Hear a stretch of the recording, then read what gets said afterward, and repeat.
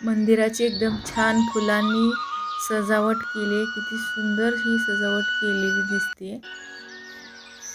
महाशिवरात्रीला आणि श्रावणामध्ये पण श्रावण सोमवार असतात त्यावेळेस पण ह्या मंदिराची एकदम छान सजावट केलेली असते आणि गर्दी खूप असते।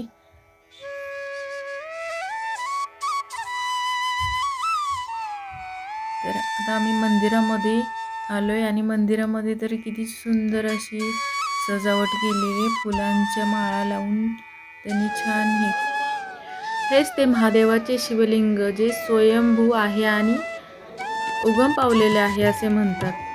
किती सुंदर दिसतं बघा ते, आणि त्याच्यावर चांदीचे मुकुट बसवलेला आहे।